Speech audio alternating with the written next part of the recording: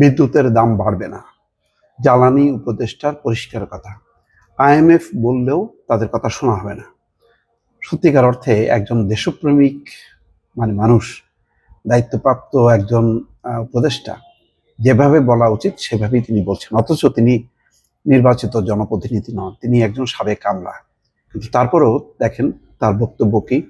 পদ্মা সেতুর রেলের যেই খরচ, শেষ সময় এসে সেখান থেকে 2000 কোটি টাকা বাঁচিয়েছেন, সাশ্রয় করেছেন। দেশের টাকা, মানুষের টাকা। যে লুটপাট হয়েছে শেখ হাসিনার আমলে, সেই লুটপাট থেকে রক্ষা করার তিনি চেষ্টা করছেন। বিদ্যুতের দাম দেখেন, মানুষ ভুক্তভোগী হয়। শেখ হাসিনা কি বলতেন, বিদ্যুৎ যদি ব্যবহার করতে টাকা তো দিতেই হবে, ভর্তুকি কি চিরকাল দিয়ে যাব আমরা, এই সমস্ত কথাবার্তা।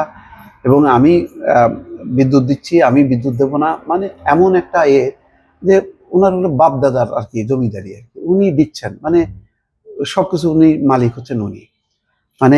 একজন প্রধানমন্ত্রী বা যারা মন্ত্রী হন তারা তো আসলে সেবক, আর একটু খারাপ ভাবে বলা হয় চাকর।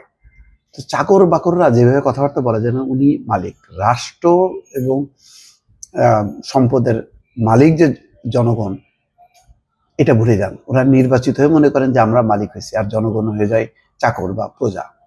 কিন্তু উল্টা তো।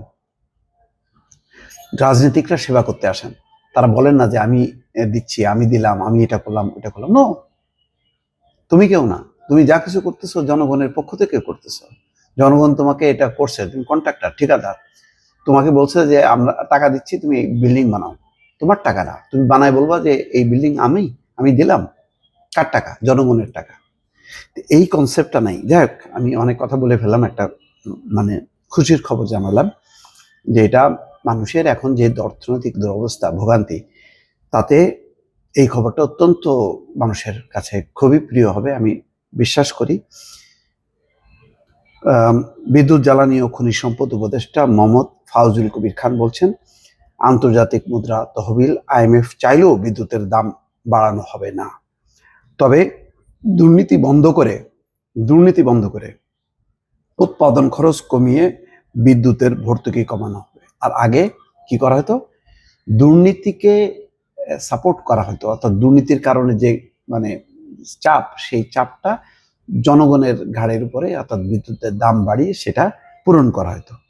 আর এখন তিনি বলছেন যে দুর্নীতি বন্ধ করতে হবে, দুর্নীতি বন্ধ করে সেটা পোষানো হবে, জনগণের উপর চাপ সৃষ্টি করা যাবে না। বৃহস্পতিবার অর্থ মন্ত্রণালয়ে সাংবাদিকদের এক প্রশ্নের জবাবে তিনি এই কথা বলেন। উপদেষ্টা বলেন, দাম বৃদ্ধি করে বিদ্যুতের ভর্তুকির সংস্কৃতি থেকে বের হয়ে আসবে সরকার। সার্বিক সমন্বয়ের মাধ্যমে খরচ কমানো হবে। এখন থেকে দাম বৃদ্ধি শুনানি করবে বাংলাদেশ এনার্জি রেগুলেটরি কমিশন, যেটা বন্ধ করা হয়েছিল। যে দাম বাড়ানো যৌক্তিক কি যৌক্তিক না, আগে যে শুনানি হতো, গণশুনানি, সেটা বন্ধ করা হয়েছে। এখন আবার সেটি চালু করা হলো। নতুন করে বিদ্যুতের দাম বাড়ানো হবে না।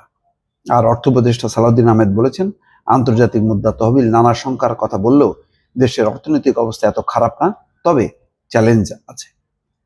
যাই হোক, এখন এটা নিঃসন্দেহে সবার জন্য একটা সুখবর যে বিদ্যুতের দাম বাড়বে না। আপাতত এতে জনগণ স্বস্তি পেতে পারে। তবে দুর্নীতি বন্ধ করার, সমন্বয় করা করে এটা যদি করা হয় তাহলে সাধুবাদ জানানো হবে, এবং এই অন্তর্বর্তী সরকারকে মানুষ মনে রাখবে। দর্শক ভালো থাকবেন, আল্লাহ হাফিজ।